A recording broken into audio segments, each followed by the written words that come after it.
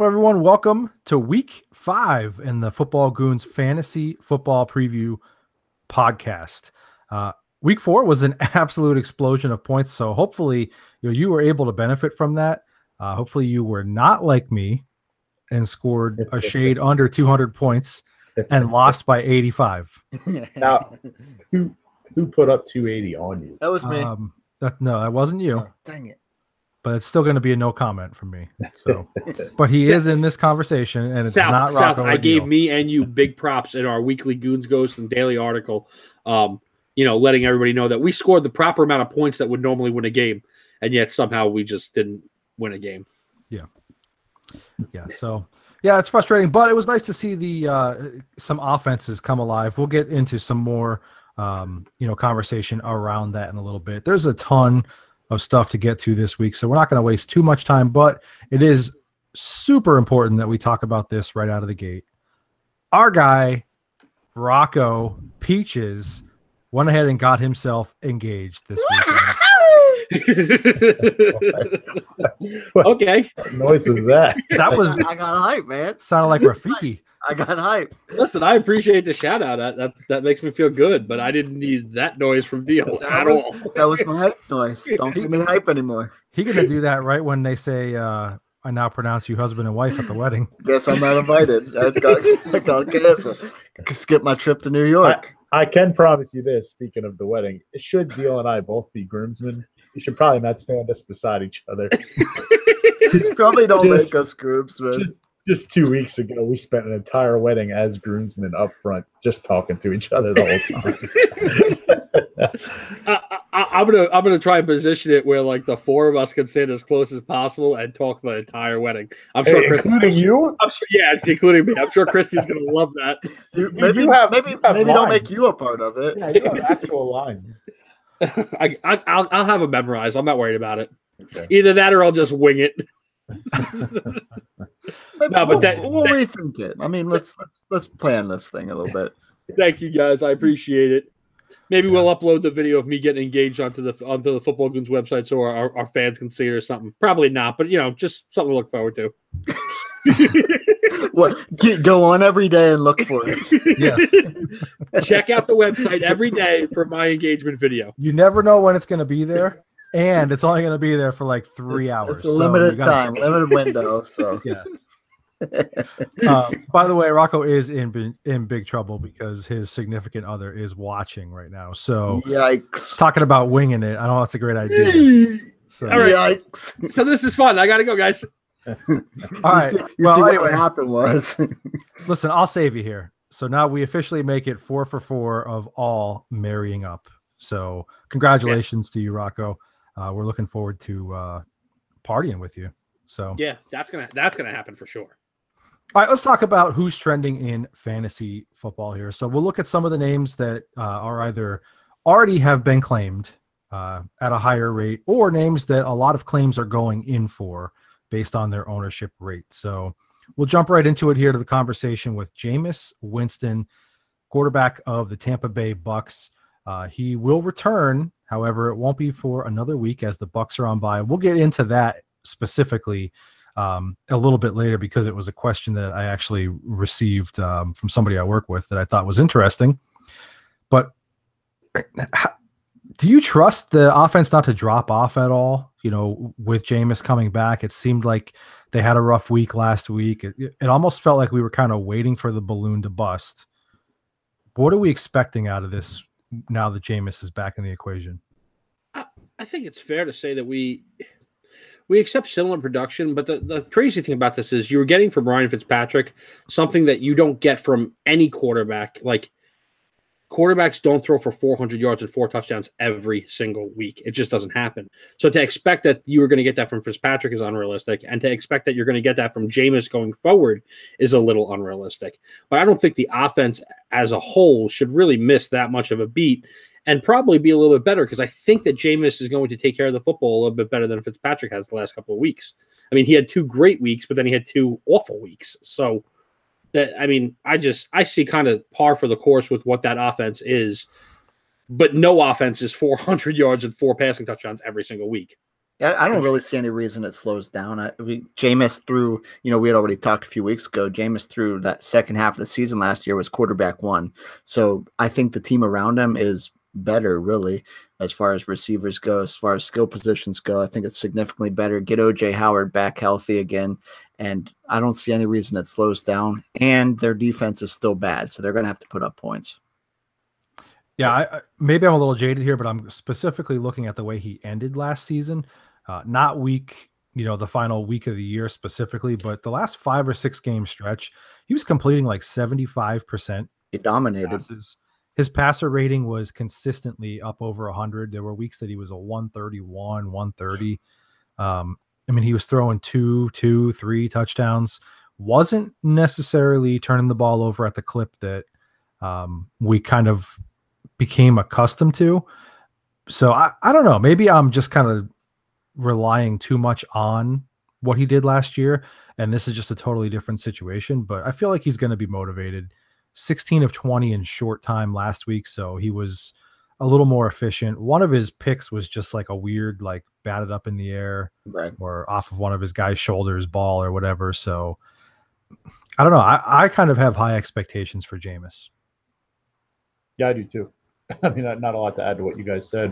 145 yards and a touchdown basically in the second half against a great Bears defense that you knew they were throwing. So, QB1 last year, OJ Howard, Chris Godwin, going to progress. I mean, that's really the only changes they had to the offense. Right. And maybe I'm a sucker. I still don't think Ronald Jones is a throwaway player. So as he progresses through the season, certainly not the Saquon Barkley rookie season, but he should be serviceable, and that's only going to help Jameis. For sure. All right, while we're talking about quarterbacks here, Andy Dalton is still only 47% owned across fantasy football leagues. This is a variety of different leagues, obviously. So my biggest question on this is how? I mean, this is a guy who's been playing really well through the first 4 weeks here, save for, kind of a sloppy performance, but still put up decent numbers against Carolina. And he's got a cupcake schedule coming up. He's going to play Miami, then he gets Pittsburgh and Kansas City. So teams that you should be able to throw on, and the offense is looking good right now. So I don't know. What are your thoughts on Andy Dalton? It doesn't make any sense. I looked it up today. He's got the 5th easiest remaining schedule of any quarterback.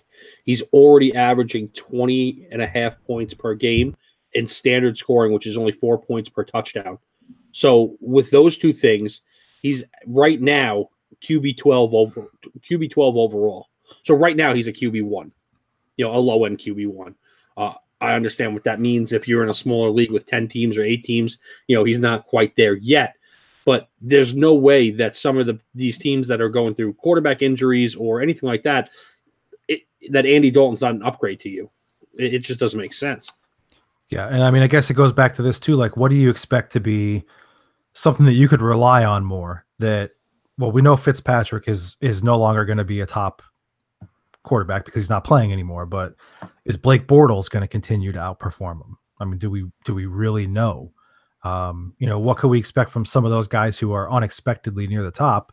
I think I would expect that Andy Dalton kind of continues to play the way that he has been, and some of these other guys like a Bortles or, maybe even like a Russell Wilson, who's still kind of been up there, but is starting to slide off. I think those guys kind of fall back out of a QB1 discussion eventually.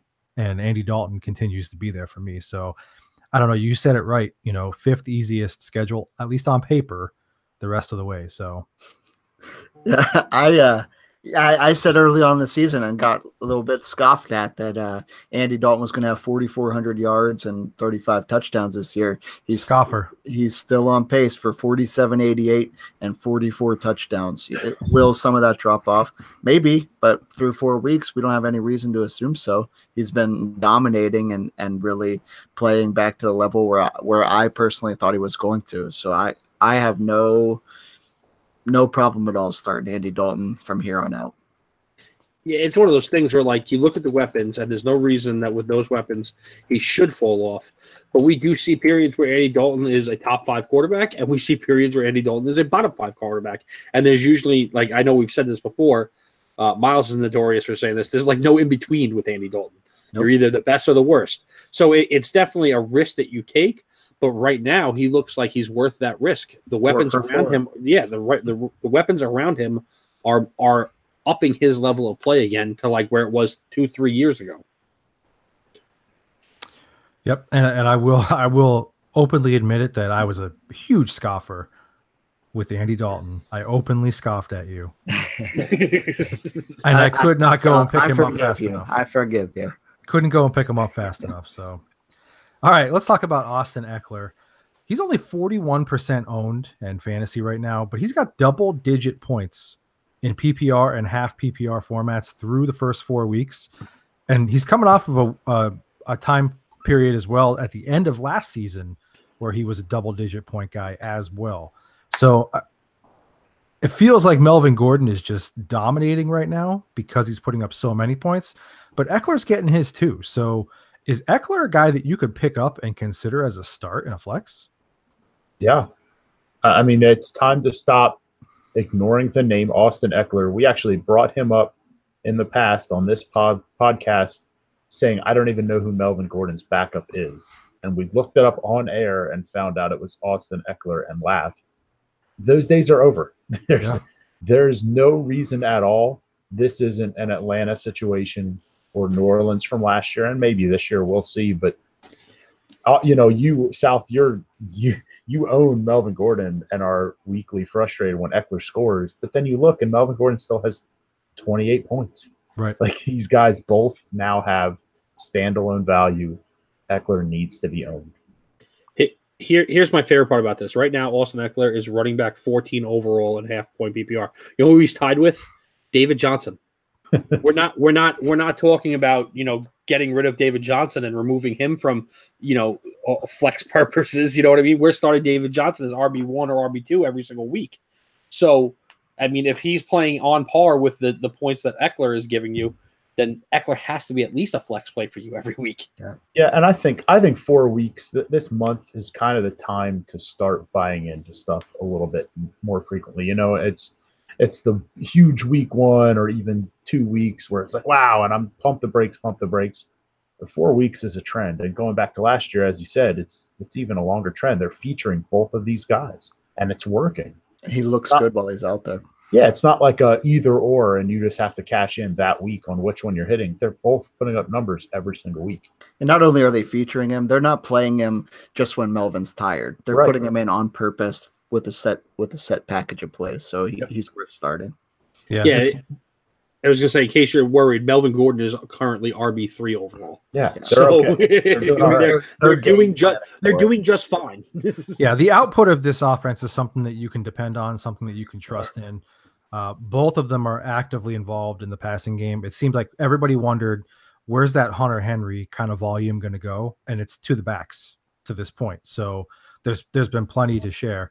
And Eckler, like, I don't love him as much in a standard format, obviously, but week 1, 7.8 yards per carry, 17 yards per reception, 7 yards per carry week 2, 7 yards per catch week 2, 12 yards per carry week 3, 8 yards per catch week 4, and then last week he had 15 yards per catch. So, I mean, this is a guy who's absolutely putting up numbers every time he touches the ball that you can count on, you can rely on. So we kind of have a little I'm shook right now. Those of you watching on YouTube, watching me get up about 6 minutes ago, there was a dinosaur spider down here in my basement. And I had to I got it, but I'm afraid how often it's been upstairs, like through the night, taking bites of me. It was a dinosaur. I'm visibly shook right now. That's the biggest that's the biggest spider I think I've seen in real life. Ma's got camel spiders in his basement. This is why you have to watch live, because if you don't, you miss out on all the fun. I had to get it. I was sitting here like I can finish the pod. And then I said, who knows where it's going to be in 40 minutes? Yeah. Now I'm like looking around. Yeah, Moss thinks he pissed off his relatives. Yeah, that was probably the kid of like the dad. Anyways, let's talk about TJ Yeldon. Yeah, let's talk about TJ Yeldon. Leonard Fournette here. He might miss 2 possibly up to 4 weeks now with the second installment of a hamstring injury. TJ Yeldon's been decently productive in his stead. So how do you view TJ Yeldon, especially over the next month? Wait a second. I'm actually fielding offers. I'm fielding offers for Leonard Fournette. You don't have to be in my league. Just send in offers. Send in offers, man. Whoever you want him, he's yours. I got a good offer for you. I'll send it in. Send in the offer, man. Send in the offer. The frustrating part with him, and I know we're supposed to be talking about Yeldon, everything. Yeah, he could miss 2 to 4 weeks and then come back for 1, and then miss 2 to 4 weeks. Like that's just. I really honestly hope that's not his career story. I hope that's his career story. Well, it is to this point, but I'm as a guy who's in 2 leagues with you, I'm glad he's dead to you, because if he does turn it around, you're still never going to draft him. Nope, it's over. He can play 6 straight seasons. You're not drafting Leonard Fournette. Yeah, see, that's the difference between Miles and Deal. Yeah, Deal gets mad at a player and he's dead forever. Miles gets mad at a player and he's dead forever until the next draft. Yeah. i.e. Keenan Allen, i.e. Julio Jones, i.e. everybody. Hey, so TJ Yeldon. Honestly, I can see this one too. He generally produces well when Fournette's out, which, as we said, is often. I think he's a very solid flex play, especially this week against the Chiefs. They couldn't even sort of slow down either Broncos running back last night. So going against the Chiefs, he's got to be in a lineup this week. Yeah. I don't love the next 3 matchups with Dallas, Houston, or Philly, but he definitely should be rostered. And based on bye weeks, he should be started. You know, outside of this week, I'm not going to purposefully do it, but if I'm forced into it, you could do a lot worse because the volume should be there. Yep. This is 100% matchup dependent for me, because as you said, you know, he's got a good one with Kansas City this week, but to this point, even in some fair matchups to this point, I mean, he's got a couple scores, which is great, but his most touches has been 21, which you would expect. You know, we kind of picture Jacksonville as more of like a running team. They really haven't committed to the run with Yeldon specifically. They are still getting some guys involved there, and as an offense, they've been slinging it quite a bit. Like they're open to throwing the ball this year. So I don't know. To me, it's strictly matchup dependent at this point. I don't think it is, and I'm not trying to be the difficult one, but I'm going to be the difficult one. You're going to play him against Philly. He's like RB. Well, and maybe not against Philly, but like a game like Dallas, though.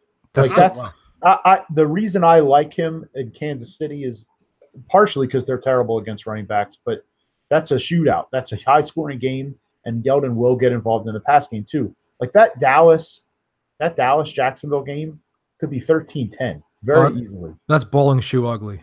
Yeah, I mean, it could be, and the Jaguars could come out and lay 30 on them like they did on the Giants, or. But if they do, I don't think that's because of Yeldon, I guess. But why not? Yeldon did it against the Giants as soon as Leonard left the game. Like this guy's RB12 to this point. We're not talking about a guy who's come in the last 2 weeks and played okay. Like he's been consistently.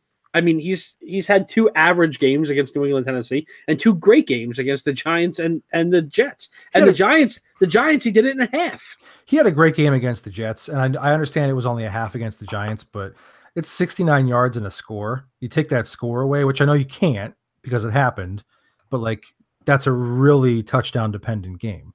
And again, I know it's in, you know, a half or maybe a little more than a half, but he's a good back to have in terms like I think he's better than Leo in the passing game, so he makes more of a difference there. Yeah, for sure. I mean, he's only got what 6, 12, 14 catches so far through 4 games, but I'll take that from a running back all day long.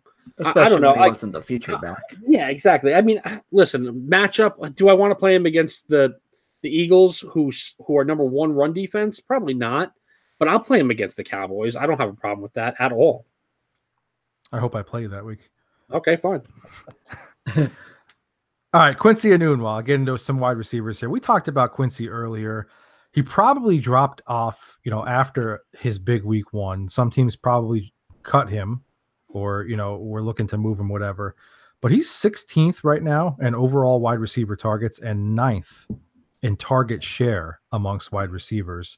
Is that enough to own him, or has the inconsistency of that offense kind of turned you away? Yeah, I mean, I cut him where I had him.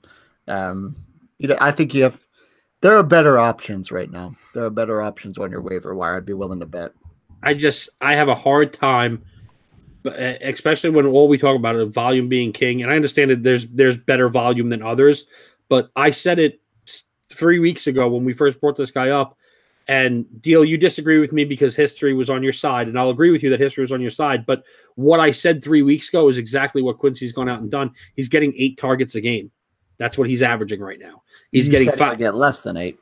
What? No, I said because that's what he got in week 1, and I said that he was going to continue to get eight targets a game with about 6 catches a game, and you said, well, he's never done that in his career, and you were right. I'm not taking that away from you, but now he's doing it for 4 consecutive weeks. Right. Listen, the Jets don't have a real reliable tight end. I like Chris Herndon. He's a nice rookie, but he's a rookie. Quincy is a reliable third down receiver, and he's the guy Sam is looking to, and Sam is looking short a lot. And like that is Quincy's role in that team. So yes, it's going to take, probably a touchdown to really put him over the top. But I like a guaranteed eight targets or more and a guaranteed 6 catches with the chance for a touchdown more than I like possibly hitting on a guy who's going 1 for 44 and a touchdown. Last 2 weeks he had 4 receptions. Okay, but he's got 8 targets. He's averaging 8 targets a week. 50%. There's only 15 guys averaging more targets getting more targets than him in the NFL. Correct, but there's about 35 guys that are catching at a better pace than him. Not catching at a better pace than him. 50%. No, that's his percentage. He's not. That doesn't mean that 50% of the league is better than him. No, he's catching 50%. That's bad. 50% is a bad percent. Then he's 21 to 35. No, the last 2 weeks he's caught 4 of 8. Oh, okay, but the first 2 weeks don't count. Are we not looking at this as a season-long thing? But that's why I brought it up. Was that it was curious to me that he kind of went back to waivers, but I think a lot of that has been from his last 2 weeks. He went from being a guy that people thought were just going to eat up a ton of volume and maybe sneak in with a touchdown here and there. And the last 2 weeks, the offense looked rough at times. So I don't know. I guess the question more so, was, are you scared to have him on your roster? Is that what we're seeing? Why there was such a big drop off? I think it depends on your roster construction right now. Like I have him only available in 1 league for me. And it's a league I'm loaded at wide receiver. So like I'm not interested. But if there was any even like 2-3 great ones and then I'm shaky, I want him on my roster because it's very clear that he's Darnold's number 1 target. And the game plan, he's the number 1 target. They're setting up receiver screens for him and things of that situation. And as the rookie quarterback hopefully progresses as the season goes on, that catch percentage should increase. So, it should. I see you shaking your head, Deal. I'm not saying this guy's a slam dunk. 56% on the season. It should. You know what I mean? As the guy gets better, ultimately, I'm not putting much stock into 4 for 8 this week because Jacksonville's defense is going to do that to guys. Right. But that's still week 3. It happened against Cleveland, which decent secondary. But ultimately, long story short, pending my roster construction, I do want him on my roster. I definitely don't want to be forced into playing him right now, but should Darnold start to blossom a little bit and push the ball down the field a little bit, making Enunwa's intermediate routes a little bit more open, I would like to be already on the plus side of that on my roster, I guess. 56% this season, 55% in 2016, 47%. That doesn't matter. Like that's not this. It's not the same team. He catches 50-something%. It matters some. It matters some, but like that's like comparing 2 guys' stats when they play with Tom Brady when they don't play with Tom Brady. Like that's not the same thing. Come on, man. So not the same as that. That's apples and apples. No, but what I'm saying is, how are you comparing to guys playing in different offenses with different quarterbacks? Not to extend this too much, I think ultimately a guy like Enunwa has reliable hands, but the separation is questionable. So when he's getting targeted, it's not open passes. It's going to have to be a great throw or a nice. You know what I would actually call that? I would call it a 50-50 ball. It's a 50-50. Yeah, it's basically a 50-50 ball. Yep, contested catches. But as Miles made a point earlier that I think is interesting, as more of a chemistry develops with Sam Darnold, I think that you'll see those targets convert a little bit better. So I'm not going to say he's going to be an 80% guy, but I think the conversion rate will get considerably better. Over 60? I think he could. I think Sam is that kind of quarterback. By the end of the season, it could. If not, Quincy Enunwa will be on my short list of late round receivers sleepers next year, for sure. All right, so one more name here, a guy who once upon a time was a top 10 pick. Now he is the Colts' second tight end, technically, who's got 3 touchdowns in the past 4 weeks. Eric Ebron. Is this the kind of guy right now who kind of really shouldn't be on waivers and should be more of like a stream stopper at tight end for you right now? I love that you just said a stream stopper, because as well documented, I'm a tight end streamer, and there are a few leagues where I was lucky enough to land Eric Ebron, and he's a stream stopper. He's my tight end now. He seems to have left the focus issues that he had in Detroit kind of behind in Detroit, and now he's playing with a quarterback who might love the tight end position more than anybody in history. I mean, you got Brady and Gronk. Well, of course he did, and guys with Gates and Gonzalez. Like, Ebron's not that guy, but Andrew Luck with Jack Doyle loves him. I mean, he just loves the tight end, and now he's got one with that kind of crazy athleticism. This is a match kind of made in heaven here a little bit. It doesn't scare you at all that Doyle's going to come back at some point? Not even some, because you know what? I think they lost some faith in him.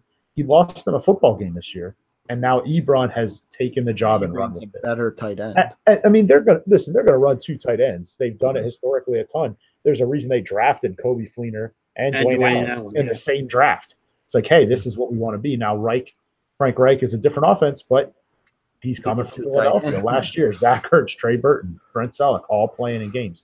So I'm not scared. What I do think this Doyle injury did is flip-flop them completely, where Ebron's going to be the main guy and Doyle's going to be 2. Yeah. So would you say, Doyle no longer rules? No, I would definitely say that. All right. Let's talk about our friends at Gorg for a second here. Look, there's not that many things that are better than when 2 things really merge together for one exciting thing. And the 2 things I'm talking about are, number 1, motivation, and number 2, comfortable, good-looking swag. All right. So Gorg, or Get Hungry or Be Hungry, for those of you who may have not been longtime listeners of the show or just ignore social media and don't see that hashtag all over the place like I do, stands for Get Hungry or Be Hungry. And it gives us a reminder each and every day that in life you've got 2 choices. You could either get hungry or be hungry. And now you can have that constant reminder every single day, while quite honestly looking pretty good, feeling good, and feeling better about yourself, because you have that reminder and you're wearing some good gear. Check out gorb.com, GHORBH.com. All kinds of shirts, hoodies. It's hoodie season. I love the Gorb hoodie. I literally wore mine out at this point. Check it out today. You could find all kinds of stuff, great styles, all different sizes, colors, designs. It's all great. GHORBH.com. All right, so we're going to try and kind of look into the future here through the next couple weeks. And we'll look at some small sample sizes, or in some cases, no sample size, and predict kind of the outlook of the player or players for the rest of the season. The first name that we want to talk about is Mark Ingram. He's coming off of his 4-game suspension. How is he going to help a fantasy team? I mean, we'll look at like the immediate and kind of decide how quickly do we expect him to help, or will he not help a team at all? I guess we'll see. I'm in a total holding pattern with Mark Ingram. I was hesitant in August, judging by the fact that I did not draft him at all. Ultimately, I just want to temper expectations. The way things have gone is exactly what we in this group have predicted they would go, and it would be really hard for me as a coach to pull Alvin Kamara off the field right now. They were unbelievable last year running this two running back set. They had a great offense. And now they're even better because they still have Kamara doing his thing. They have Michael Thomas being unbelievable, and Drew Brees is back to his old ways. So I don't feel like they've lost anything on the ground game, and they're just as good as they were in the air 2, 3, 4 years ago. They got the combination of those two offenses rolling right now. And he's going to play some, but ultimately, I have to pump the brakes with him for sure. Yeah, I don't want to say it, but if they're smart, I think they're going to kind of let Mark Ingram fade off into the sunset. Give him 8 touches a game. Yeah, 8 touches a game, maybe some goal line carries which might hurt Kamara owners a little bit. That'll hurt my feelings a lot. That'll hurt your feelings a lot, I'm sure. But I won't be putting up 280 on South anymore. No. Realistically, well, Kamara's still going to get his because that's fine. From 20 out. No, but there's no reason right now. You're 3-1. You lost a kind of a fluky game to Tampa Bay week 1, but you're 3-1, and where you scored 40 points. You scored 40 points, and you're in prime position right now in the NFC and in your division. Bringing in Ingram and changing the dynamic could possibly screw that up, and then that's on you. You know what I mean? So, I kind of not that Peyton has always been this kind of coach, but I can see them just riding the hot hand right now and letting things kind of sit the way they are. And if, something should happen, you get a bad game, obviously you have that backup in your back pocket. But right now, I'm not touching that. I think they're going to split it up more than you guys are thinking. Really, there's no reason not to. I know Kamara is absolutely dominating, but they also dominated last year, and they're trying to make a run at the Super Bowl. So keep both of those guys fresh up until February. And I will say this, I think that, Kamara is number 3 in the league in receptions right now among all players, which is crazy, considering also Michael Thomas is number 1. Right. So I think that Kamara will be even more fresh for the receiving game, which he's already dominating. So I think they keep running them both. Probably not at the same pace they were last year, but I don't see any way that I would project Ingram to be 10 to 12 touches a game, maybe up to 15. I could agree with 10 to 12 touches a game because I think that's a little less than where he was at last year, especially through the second half of last year. And this is a guy who still had 71 targets last year in the pass game for as much as Kamara cashed in and for as good as Michael Thomas was. And, they were still trying to spread the ball around a little bit more to Ted Ginn.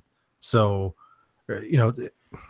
look, this is an offense where there's going to be a ton of volume. So even if he comes in and he gets 12, 13 targets, I don't expect that much of a drop off for the other guys. I really don't, because the offense is built in a way that it puts them in the best position to maximize what they do with every single touch.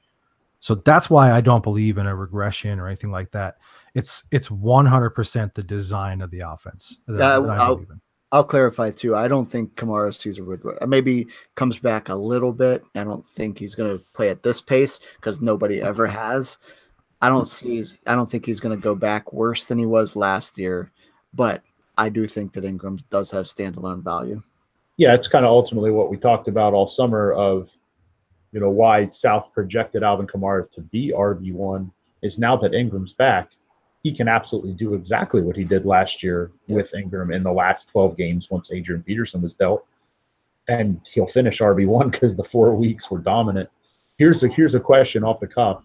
Should Ingram get, let's say, 15 touches a game, do you think it hurts Kamara more or Michael Thomas more? Michael Thomas, because I think Kamara is still going to get his touches. That's kind of how I feel as well. I was just curious what you guys would do. Yeah, Kamara can do both, so it doesn't matter how he gets his. He's going to get his.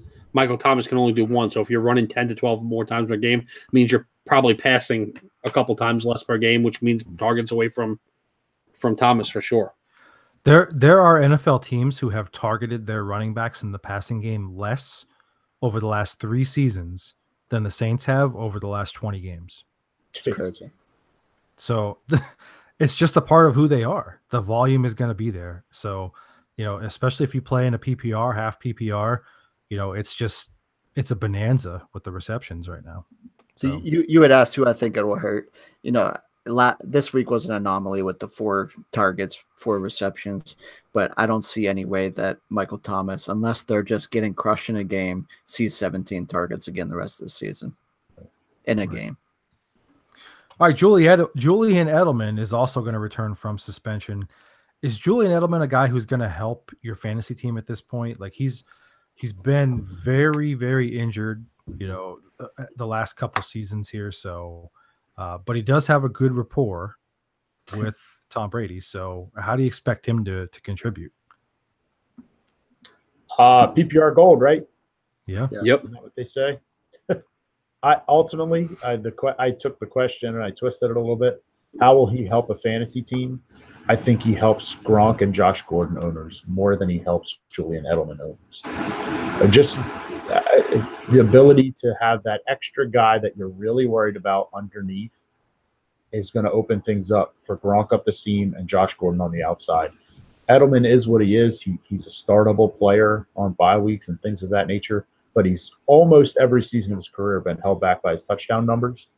That's going to be Gronk and Josh Gordon. So I kind of think even the run game, even if you're a Sony owner or James White, I think it kind of helps. If you're an owner of any Patriot, it helps every Patriot because the offense as a whole is better. Yeah, it is what it is. I mean, from 20 to 20, he's the guy that's going to convert all those little nooks and crannies kind of routes and just get hammered. And then when they get into the red zone, or as we like to sometimes refer to it, the green zone for, cashing in, it's not necessarily going to be him. He had 3 touchdowns last year. 7 the year before was the most he ever had. He's just not that guy for them. So it's really just doing the dirty work for them. See, I tend to think that it's going to be worth it for even Julian Edelman owners. I think Brady's realizing right now that he's having to work really hard at something that normally comes very easy to them. He's trying to find Dorsett and get Dorsett included, and all these no-name players that Chris Hogan is a nice player when he's your complement wide receiver, but not as your number one. We said that last week.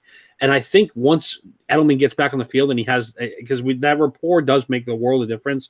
Julian Edelman could obviously walk away with the extremely touchdown dependent. We understand that the touchdowns are not there, but he could easily walk away with 10 catches a game, for 100 yards every single week. And it's all, like you said, between the 20s.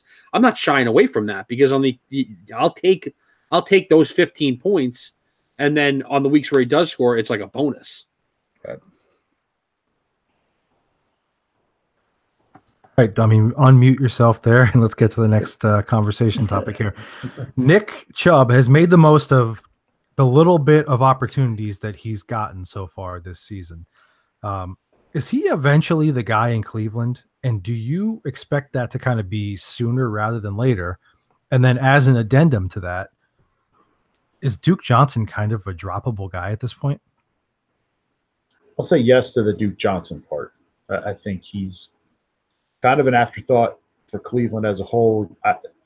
You had to have that worry with Jarvis Landry coming in, kind of being that PPR guy now. They have that check down guy, and it's actually an all-pro caliber receiver instead of a receiving running back. So, right. I mean, hey, if you want to hang on to him, by all means. I'm probably the last guy to ask because I'm certainly not the fan of the PPR running back. Yeah. But on the other part of this, unless Carlos Hyde suffers an injury, I don't see it with Nick Chubb this season.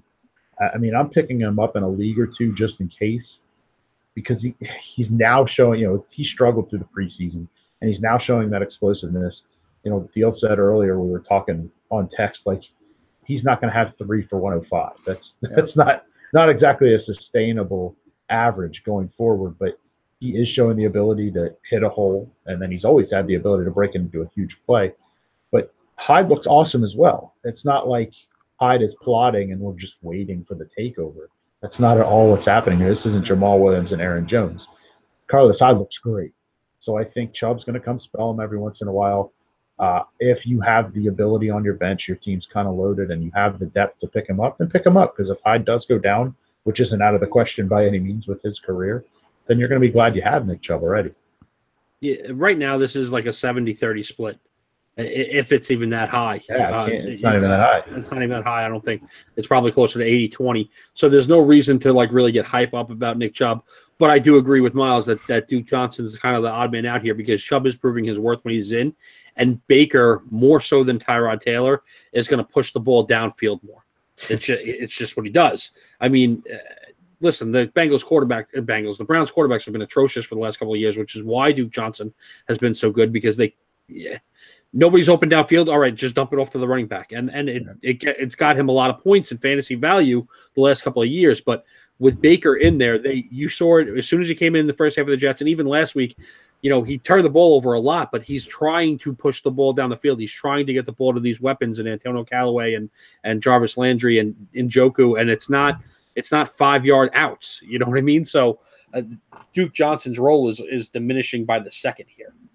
I had this thought earlier. I didn't read it anywhere, but just thinking outside the box here. Say Cleveland, keeps losing games because it's Cleveland, so they keep losing games, and Nick Chubb gets into a couple more games and looks awesome.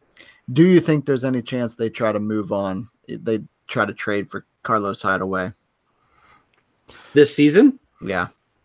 I think you could float it out there, but I just think it's so hard to make these in-season trades because you have to find somebody who is basically that piece away from being a championship contender.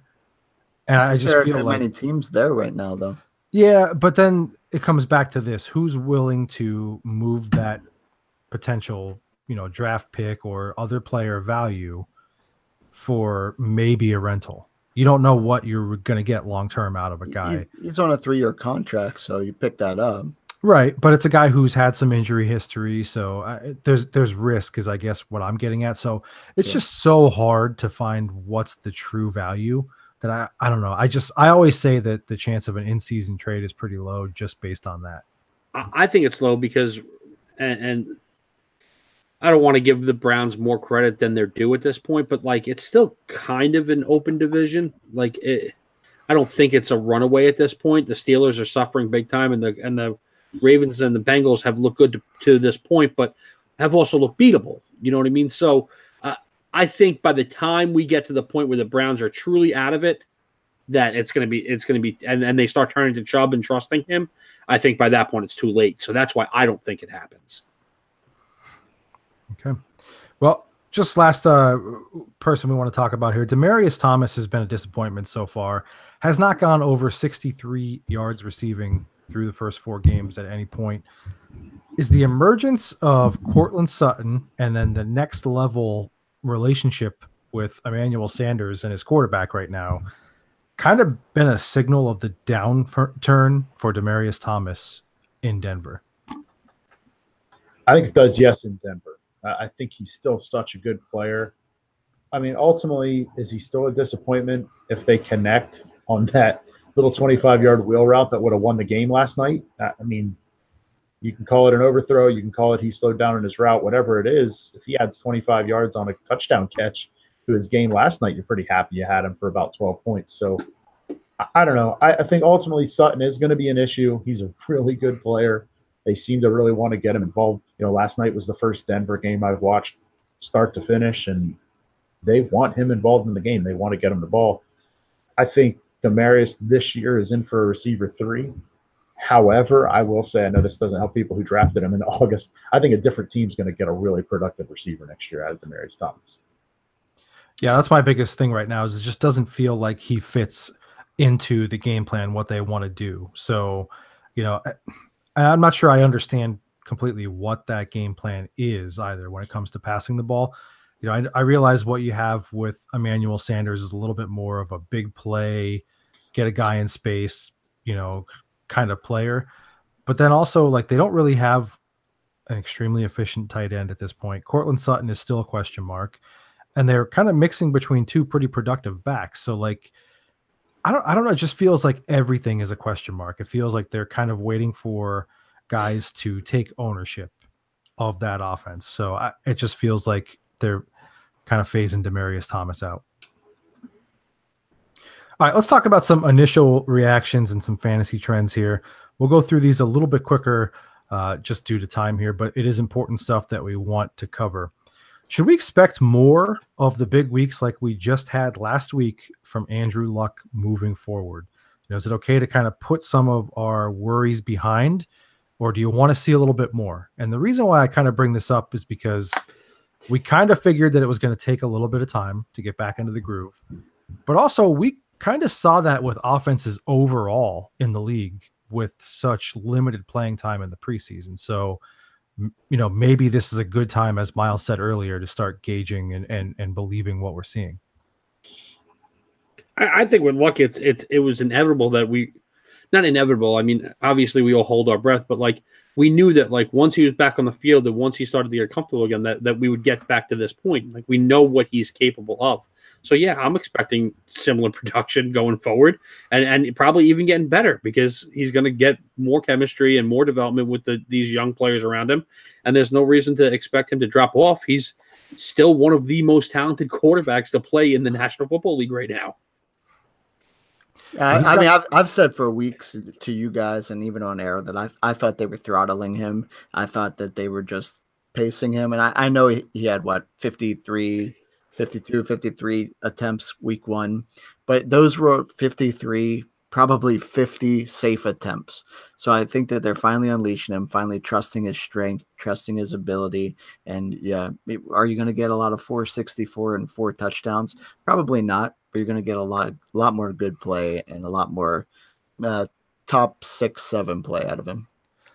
Yeah, this is kind of a convenient question because his next 3 weeks, he's got New England, the Jets, and Buffalo, who really haven't put too much of a scare into opposing quarterbacks. So, they've given up their share of fantasy points. So I think that you're going to know for sure what you've got from Andrew Luck about halfway through this. So I'm still a little cautious just because that offensive line has been a turnstile with some of the injuries, but I mean, it just means they're going to have to throw quite a bit. So I like my chances with a guy like Andrew Luck throwing a lot.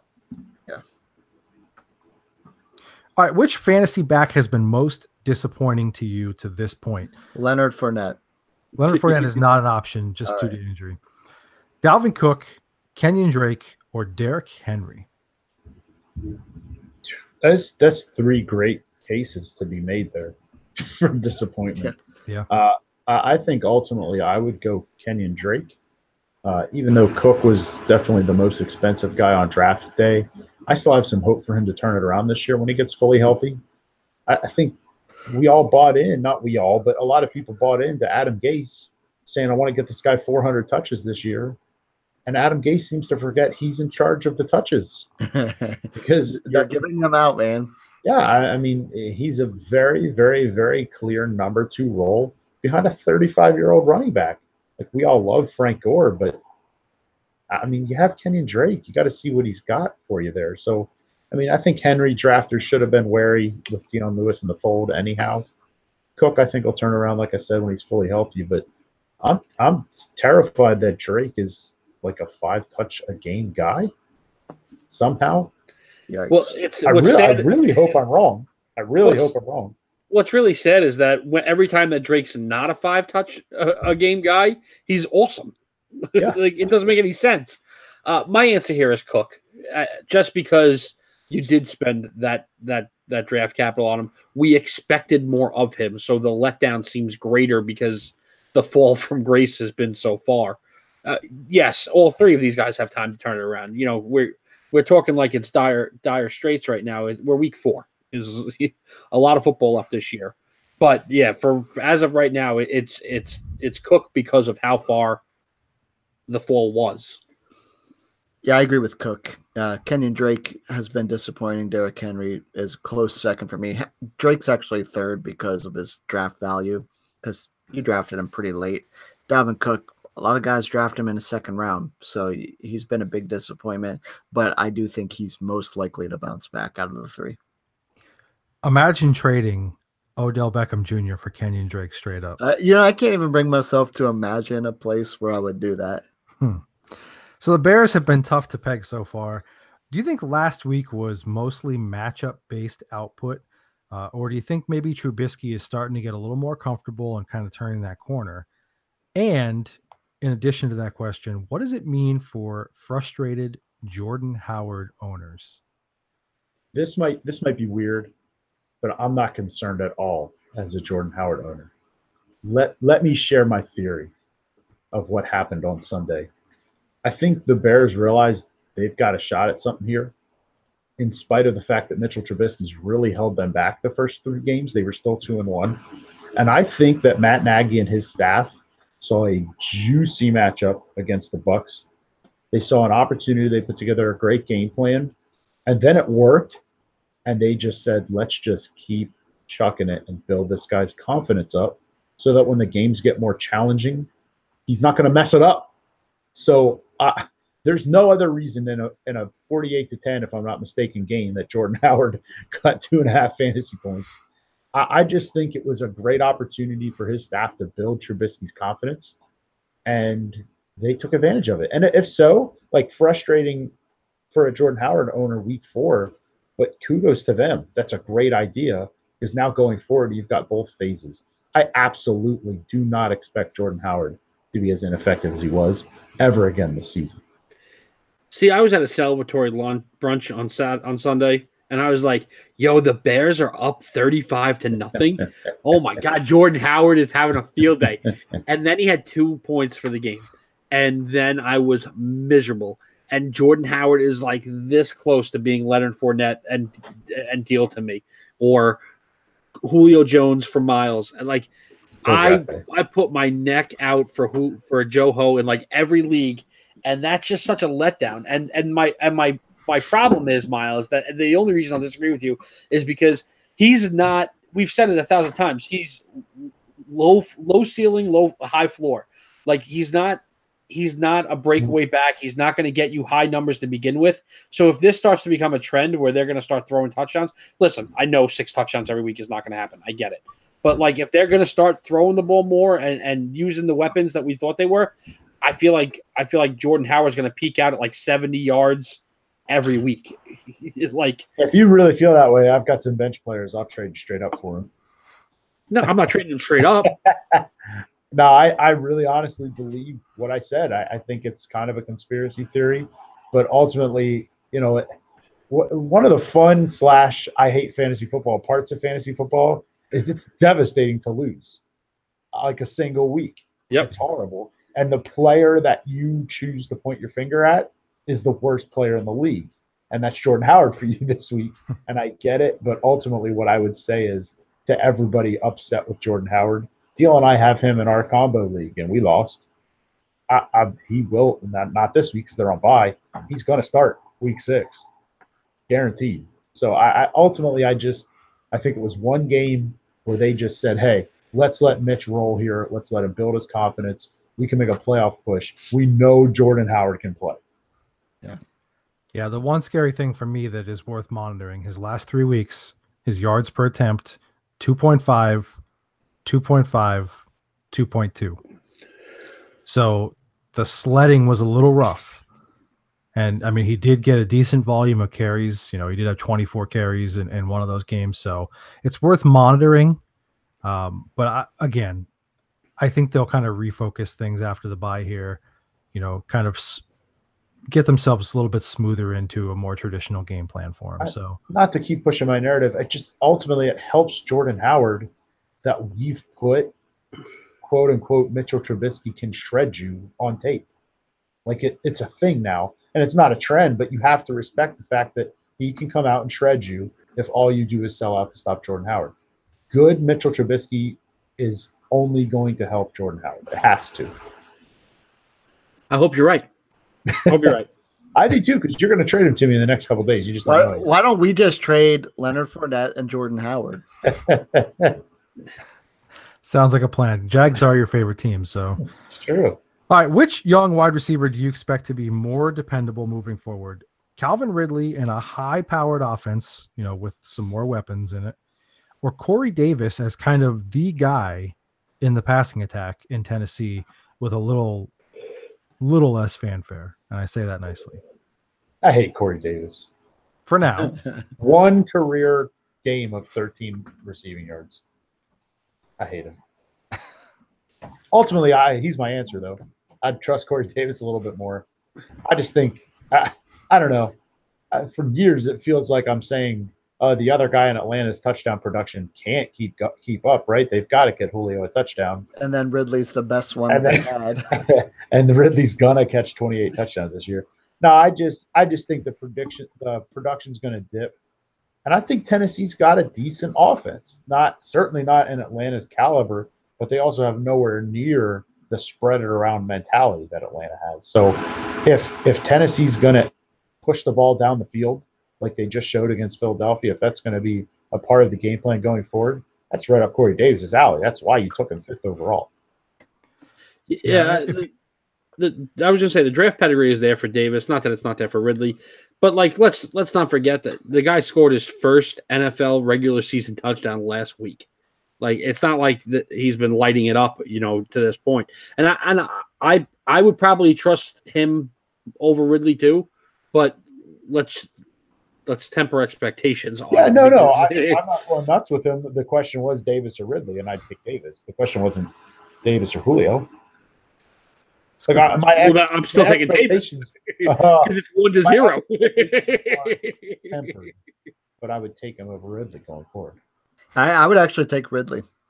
I think it's pretty close, but Corey Davis, man, he's so up and down, and a lot of that's not on him; it's on the offense. And the offense, I think, is going to keep being up and down. And I've been one to say that Mariota is not that special forever. So I think that it's going to be a lot of the same. You're going to get weeks where it's great. You're going to get a lot more weeks where it's not. We haven't seen weeks where it's not from Ridley yet. So. Yeah, I'm going to be on Davis just because, I feel like I have to go all in on Davis at this point. Like I've been kind of you can get out. I've been blowing the Corey Davis. You are not pot committed. He's pot committed for sure. It's not a thing. He's got if you take out that weird anomaly Jaguars game, that 9-6 game, he's got 12 targets a game through the first 3 games. So, and he's converting them pretty well too. I mean, almost 65-66% conversion rate. So it's not enough for deal. Needs to be 80. It's better than 55. So the touchdowns will come eventually, I do believe. So I'm going to stick with Corey Davis on this one. Let's skip down here to the question that I think is on a lot of people's minds here. How do you envision Le'Veon Bell being used by the Steelers once he returns, according to the rumors now, in week 7, assuming there's no trade? So let's say everything stays as is. Lev Bell comes back on their bye week, works with the team for the week. He's a part of the team again. How do you picture the Steelers using him? I have a very hard time seeing him playing another game for the Steelers. I just do. Like, even if he's on the Steelers roster, like the line is pissed at him. I don't think that's something that's going to go away. Like everybody understands wanting your money and wanting to fight for it, but also these guys are like really big on being men of their word. And he said to his team and to everybody that he was going to be there in week 1, and then he just wasn't. And like that's going to leave a lasting impression. So I would not be surprised that even if he comes back and reports week 7, because let's face it, every week that he's out, he's not getting paid. So this is I love Lev, but this is what this is about. This is about money. So he's going to come back week 7 and he's going to start getting paid again. And at that point, the Steelers are going to be like, listen, you left us hanging for 6 weeks. Well, what do we owe you at this point? Let me spice in the pot here. The Steelers are 1-2-1 right now. And they're 28th in rushing. They're 28th in rushing. As much as we're gushing about James Conner. And they've got a brutal matchup against a Falcons team who can put it on you, who are also desperate this week. So say they lose this game against Atlanta, you're telling me that they're not going to be frothing at the mouth to get Lev Bell back? Does Lev Bell play corner? No, but I mean, you're not going to be 28th in rushing anymore. You're going to be able to maybe 28th in rushing. They're 28th in rushing because they're starting every game down 21-0. Yeah. Like they have to. They're immediately coming out and having to throw the ball. Like you can't tell me that they're 28th in rushing because of James Conner. Every time James Conner's been asked to run, they're not 28th in rushing because of James Conner, but I don't think that has to be mutually exclusive from their 28th in rushing because they don't have Lev Bell. one of the beautiful things about a guy like Le'Veon Bell is you can be down 14-0, 21-0, and run the ball because you can get 15 yards a carry. Obviously not 15 yards a carry for a game, but it's not. You don't need perfect blocking to get 15 yards on a run. You can still keep teams honest even when you're sort of one-dimensional if Lev Bell's your running back. James Conner, I'm not pointing fingers at James Conner. I think he's playing very well. Ultimately, you're still way better with Le'Veon Bell in the backfield. It's an ego thing. Can people put their egos aside for the purpose of winning football games and then hate each other the whole rest of the week? Can you do it? My biggest worry with Lev when he comes back of not playing is what was suggested by, I believe, James Harrison, if I'm not mistaken. The whole I'll come back and every Saturday at walkthrough say, my hamstring just doesn't feel right. I tweaked my calf. And then he just doesn't play. Right. They can't force him on the field. Yeah, I honestly don't know what to expect from him. I really don't.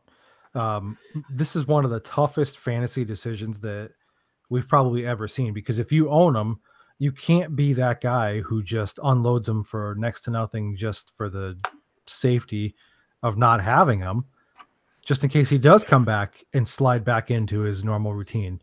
But at the same time, like, are you just going to sit on him and maybe he does pull that where, oh, well, hey, we got Baltimore this week. Yeah, all of a sudden I feel tightened up, or, we're going to travel across the country this week. Oh, I'm hurt, So, that could pop up at any time. So it's a terrible situation. I think it's going to take a couple weeks, but I do think that he is going to kind of get back to his normal routine. I would say by about week 10, you're going to see him getting his normal workload of touches. Rocco, you've been awfully quiet. If you send, I'm waiting for a trade request from you. If you send Lev Bell and Jordan Howard for Leonard Fournette, I'll accept it live on air.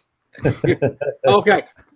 I think we got to get that done. We have plenty of time during this next segment if you want to send it over. Yeah, you guys aren't doing much in the next segment.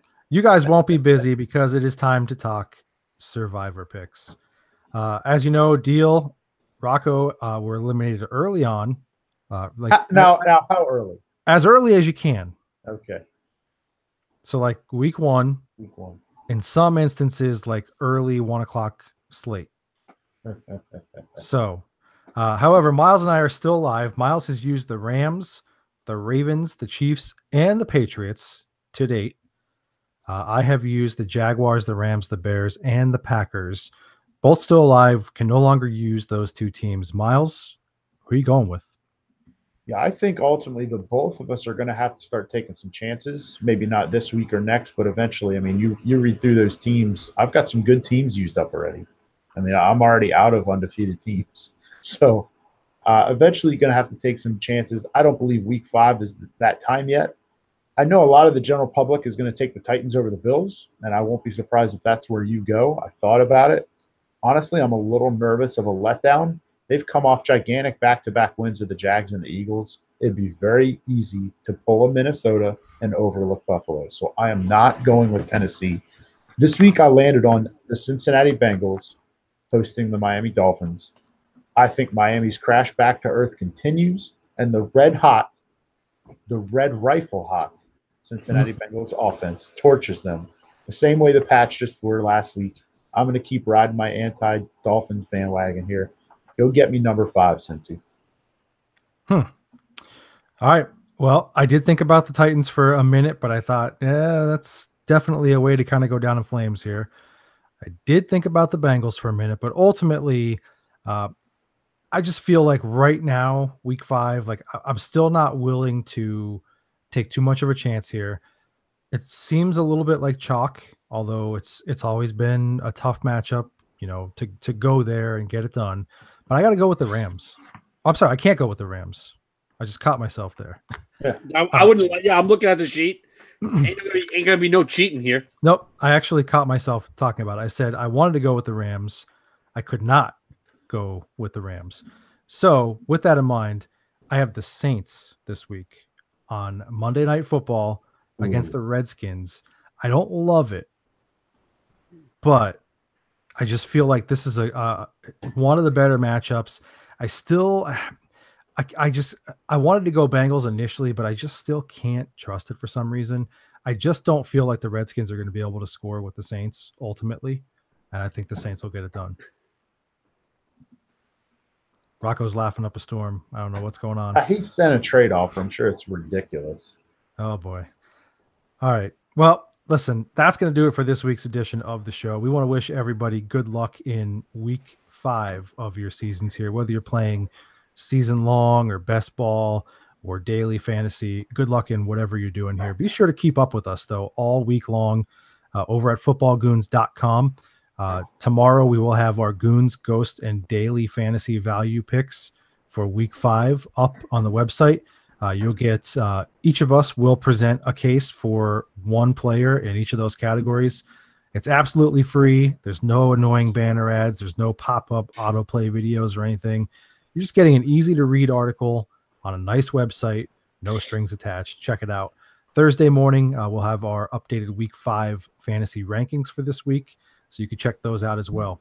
Keep up with us, facebook.com/footballgoons, at footballgoons on Twitter, and right here on our YouTube channel where you could like, you can comment, you could subscribe to what we're doing. And on any of those social media platforms, you could leave us questions or comments at any time, and we'll be sure to answer them back for you.